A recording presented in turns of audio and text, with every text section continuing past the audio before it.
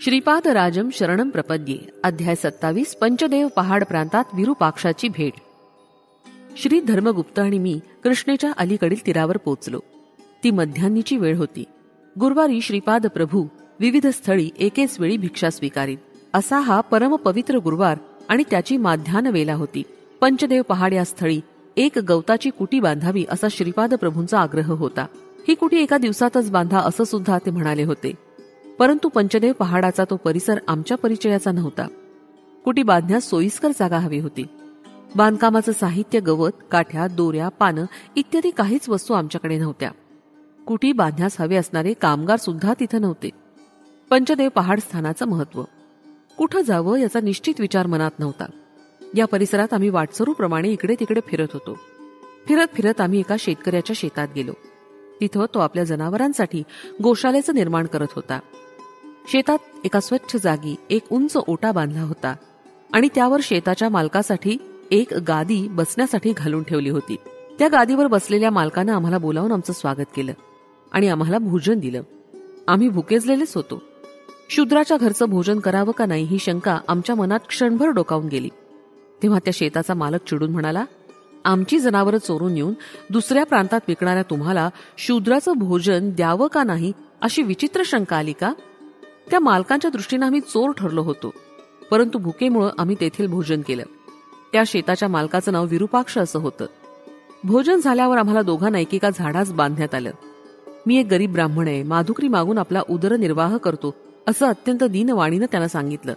माझ्याकडे धन अजिबात नाही हे सुद्धा पुन्हा पुन्हा सांगितलं. यानंतर त्या शेताच्या मालकाचे लोक धर्मगुप्ताकडे धन असेल अशा विचारानं त्यांच्याकडे गेले आणि त्यांच्याकडील असलेलं सारं धन हिसकावून घेऊ अशा विचारात होते. श्रीपाद प्रभूंची कल्पनातीत दिव्य लीला. आमची सत्य परिस्थिती आम्ही परोपरीनं समजावून सांगितली, तरी त्याचा त्या शेताच्या मालकावर काहीच परिणाम झाला नाही. त्याच्या आज्ञेनुसार आम्ही बंदिस्त होतो. काय करावं ते सुचत नव्हतं.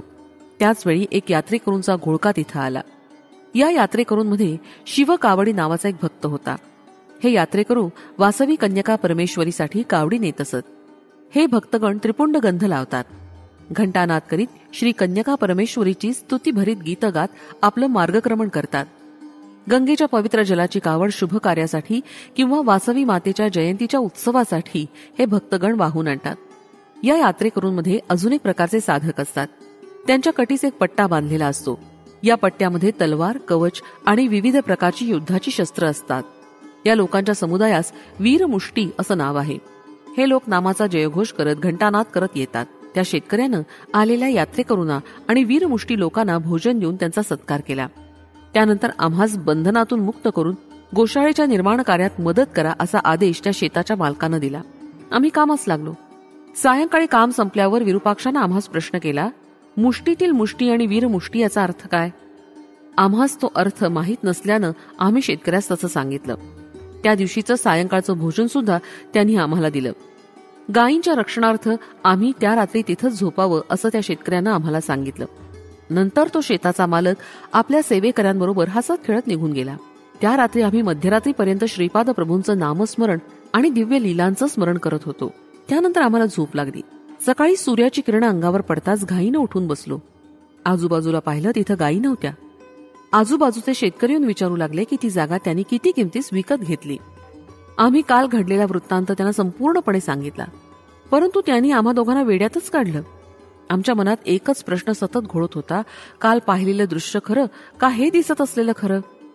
अशा संभ्रमी अवस्थेत असताना एक अपरिचित गृहस्थ आला. त्यांनी आम्हाला विचारलं, श्री वासवी कन्यका देवीचा जन्म वैशाख शुद्ध दशमीच्या दिवशी झाला का सप्तमीच्या दिवशी झाला? या प्रश्नास उत्तर देताना श्री धर्मगुप्त म्हणाले, श्री वासवी मातेचा जन्म वैशाख शुद्ध दशमीच्या दिवशी माध्यान्ह समयी झाला. त्या दिवशी शुक्रवार होता. हे उत्तर ऐकून तो अपरिचित गृहस्थ म्हणाला, तुम्ही दोघं वेडे आहात.